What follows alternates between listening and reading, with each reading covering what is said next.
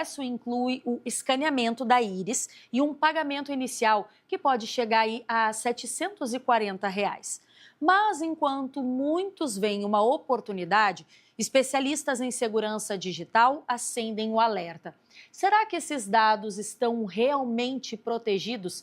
E o que pode acontecer se eles caírem em mãos erradas? Olha só, em 2019, uma falha de segurança no sistema biométrico BioStar 2 da empresa Suprema expôs mais de 27 milhões de registros, totalizando 23 gigabytes de dados sensíveis. Está online aqui com a gente a Andréia Mello, que é especialista em cibersegurança, governança de TI e gestão de riscos. Andréia, muito boa tarde para você. Obrigada pela tua participação com a gente aqui no Conexão. Esse caso que eu citei, né, Andréia, dessa empresa que compra esses dados biométricos, qual é a finalidade? Vamos começar explicando para o pessoal que está nos acompanhando aqui qual seria a finalidade, por que ela estaria fazendo isso, qual a intenção por trás disso, para depois a gente entrar em todos os riscos, que é o que eu quero que você traga, que faça esse alerta de verdade para a nossa audiência. Muito boa tarde. Olá, Bruna, boa tarde, tudo bem? Obrigada aí pelo convite, está podendo falar sobre um assunto tão sério, né? Que essa novidade aí que a gente está vendo agora no mercado, né? As empresas, todas as empresas precisam estar adequadas às leis de proteção de dados pessoais, tanto no Brasil quanto fora do Brasil, tá? E tem na sua política de privacidade a finalidade. A finalidade de uma empresa, ela tem que estar explícita lá. O que ela vai fazer com o dado, com esse dado pessoal, com quem ela vai compartilhar esse dado pessoal, onde vai estar armazenado esse dado pessoal, a retenção, quanto tempo tem, se a pessoa quiser tirar. Então, o que uma empresa dessa, ela quer usar um dado pessoal para poder fazer algo que possa até não ser de conhecimento das próprias pessoas, pode ser inúmeras coisas. Até porque dentro da política de privacidade, ela pode abrir um leque sobre essa questão. Então, a empresa ela tem que estar muito clara em relação à finalidade, em relação ao que ela vai fazer com esse dado pessoal. Né? Lembrando que hoje a gente tem uma inteligência artificial aí, né, que ela pode ser usada na nossa íris para poder estar fazendo coisas, para estar atuando inteligência artificial, que a gente às vezes não está nem sabendo que vai ser feito isso. A finalidade ela tem que estar explícita na política de privacidade das organizações, ok? Perfeito. Mas se a gente for ver também, né, Andréia, isso acende uma preocupação, especialmente porque tem uma questão monetária. Parece algo simples, eu vou ali, faço um escaneamento, tudo certo, recebo um dinheiro, mas é algo que parece um pouco estranho, né? Mas vamos falar dessa parte da segurança, porque assim, se a gente for imaginar hoje, pensa comigo, você que está nos acompanhando, a gente já coloca, né, a nossa facial em muitas coisas. No meu condomínio, por exemplo, para acessar as áreas comuns ali, a gente tem um cadastro facial. Para acessar a brinquedoteca, para acessar o mercado, tem leitura de placa de carro, quer dizer, então assim, para muita coisa, muitas empresas terceirizadas já têm os nossos dados. Já tem por aí, né, André? Então assim, se a gente for pensar nesse sentido e ninguém questiona, não, eu não vou fazer, para onde vai esse dado? Qual é o poder que tu tem com esse dado? O que tu vai fazer com ele? Eles já estão por aí nas mãos de empresas, né? Então, se a gente for pensar por esse lado, também já está perigoso, né? Bruna, realmente você tem razão. Né? O que acontece? A gente precisa conhecer os nossos direitos, né? É o direito titular do dado. O que acontece muitas vezes é que as pessoas, elas não leem o que tem escrito na política de privacidade. Porém, você tem o direito de dar o seu consentimento, e aí nesse caso, por exemplo, do seu prédio, que aí nesse caso é um interesse, até para você estar entrando no seu prédio, precisa realmente estar tendo essa biometria por questões de segurança, mas você pode sim questionar ao seu prédio, ao seu condomínio, qual é a política de privacidade, onde é que meus dados estão sendo armazenados pelo terceiro, como é que eles estão retendo isso, né? Quais são os métodos e técnicas de segurança de informação, dessa informação que está lá. Vocês têm todo o direito de estar perguntando isso. Mas eu acho interessante falar sobre essa questão dessa empresa em relação à Íris, porque eu acho que o ponto principal até aqui é a questão do pagamento.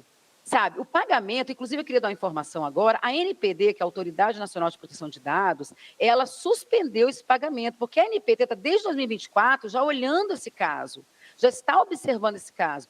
Então, hoje, assim, já está suspenso a questão do pagamento por relação à questão dessa compra, vamos falar assim, da Íris, porque o consentimento ele tem que ser de livre, espontânea vontade. E, neste caso, existe um fato que influencia, que seja R$ 740.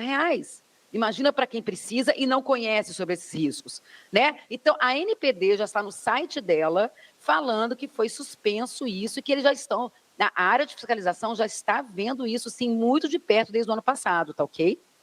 Tá certo. E precisa olhar mesmo com lupa esse assunto, porque, como você falou, tudo que envolve dinheiro, e a gente sabe também que no Brasil, especificamente, tem uma questão, né, gente, da desigualdade social muito grande, e aí a pessoa lá desinformada, talvez de uma classe mais baixa, enfim, acaba olhando, poxa, R$ 740 só por um escaneamento, quer dizer, não dá para tirar também esse tipo de noção que a pessoa vai ter a respeito disso, né? André... Desculpa, até assim, você tem razão, porque a desigualdade... a primeira coisa que eu pensei foi exatamente isso, engraçado, né?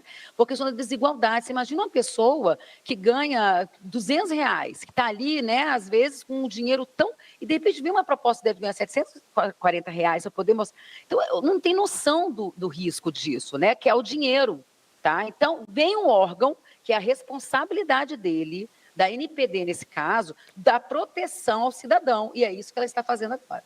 Perfeito. E como é que a gente pode ter acesso a isso? Aonde que as pessoas se informam?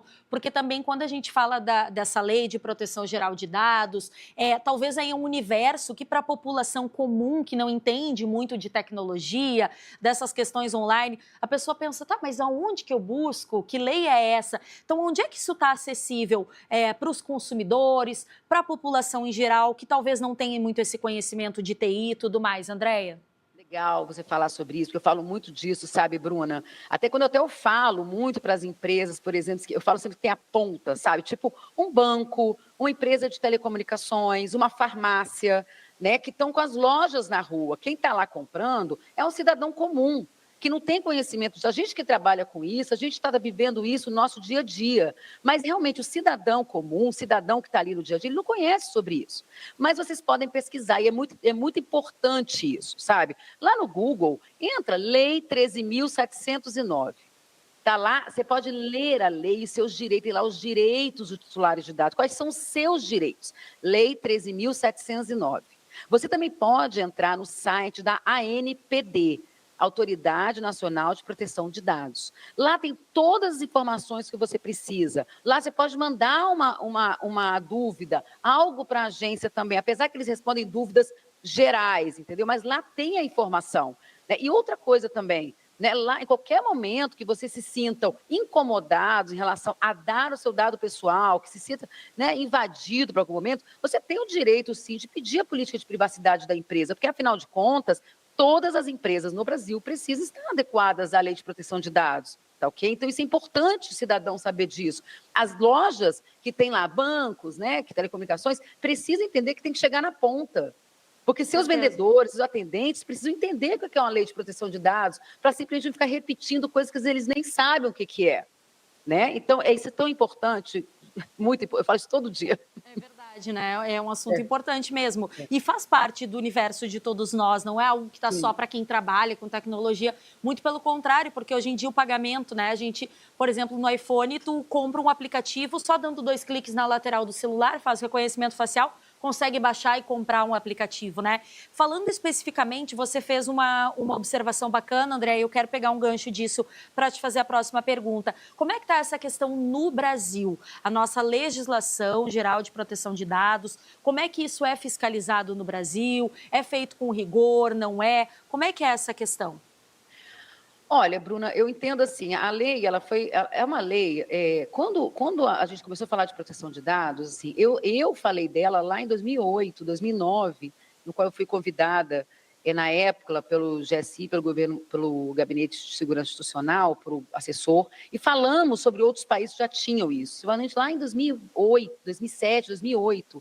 Então, já tinha uma intenção disso. E essa lei ficou muito tempo engavetada, ficou muito tempo. Quando ela saiu e realmente ela, em 2020, ela saiu efetivamente, né? Eu acho que teve uma adesão grande em relação a sensibilização das pessoas em relação a isso, mas muita gente realmente de TI, de segurança, né?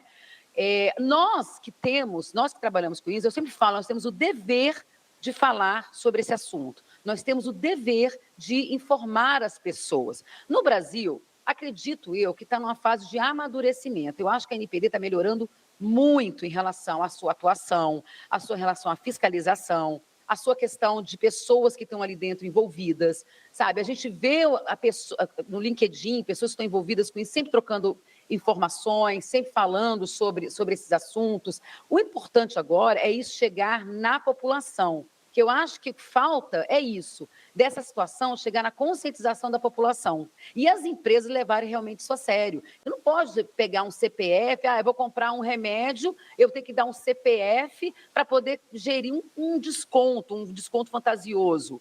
Assim, são coisas que acontecem no nosso dia a dia que a gente tem que ter mais cuidado em relação a isso. As empresas também têm que ter isso, né? Agora, eu acho que está amadurecendo, sim. Acho mesmo.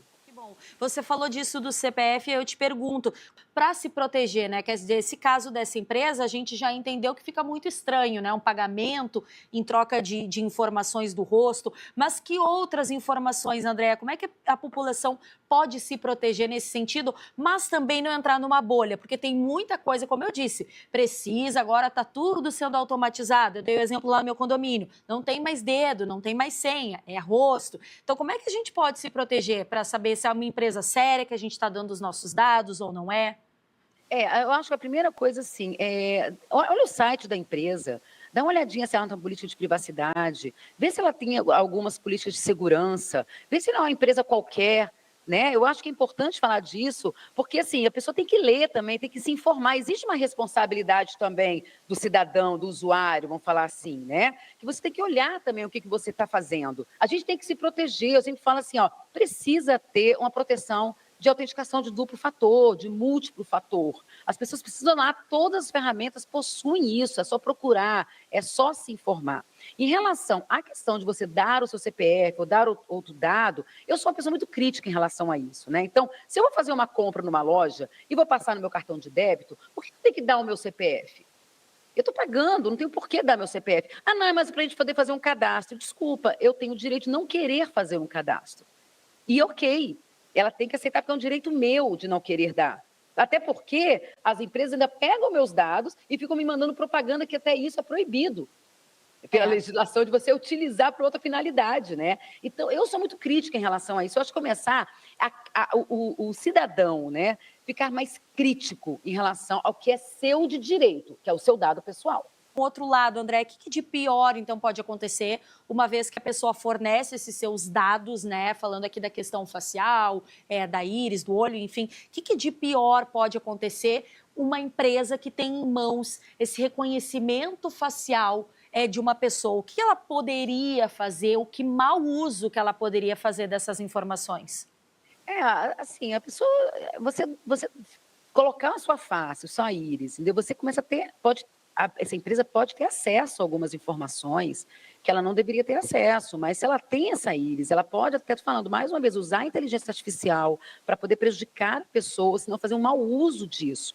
E você começar a ver que você está sendo prejudicado em algum momento da sua vida porque você cedeu isso, né? Então, inclusive na política de privacidade, pelo que eu li pela NPD, dessa informação que saiu da Autoridade Nacional de Proteção de Dados, fala que a política fala que você não pode nem revogar a sua concessão, o seu consentimento, você não pode revogar. Então vai ser deles o resto da vida. Então ele pode fazer o que ele quiser, na verdade, entendeu? Ele pode pegar a sua íris, ele pode fazer uma compra, ele pode utilizar aquilo ali para poder fazer uma inteligência artificial, ele pode acessar os seus dados, se ele quiser, através da sua face. Que a íris, né? É sua face também que está indo, concorda?